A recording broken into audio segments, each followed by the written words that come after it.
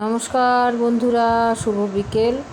আজ শুক্রবার, আর শুক্রবারে আমাদের নিরামিষ হয় না, কিন্তু আমার এখানে আজকে মা বিশালক্ষীর পুজো, তা জল ঢালার, তাই নিরামিষ করেছি আমি আজকে।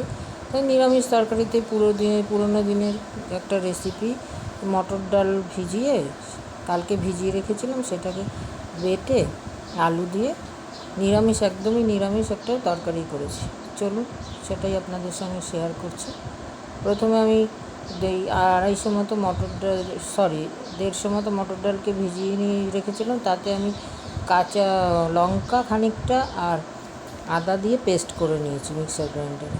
তারপরে আমি যখনই ভাজবেন তখনই নুন ওর মধ্যে দিয়ে আর একটু খাবার সোডা দিয়ে গুলে, তাহলে বড়াগুলো মুচমুচে হবে এবং শক্ত হবে না।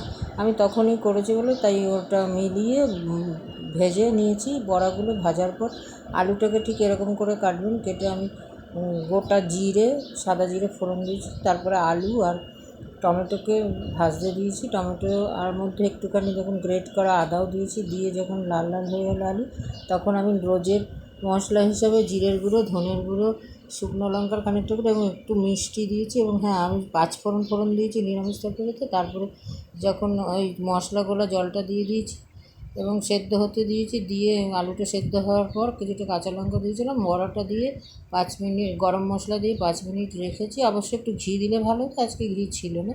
আর নিরামিষ তরকারি একটু মিষ্টিটা বেশি দিলে ভালো হয়। সেরকম করে 5 মিনিট রাখার পর নামিয়ে আমি গরম গরম ভাতে পরিবেশন করেছি।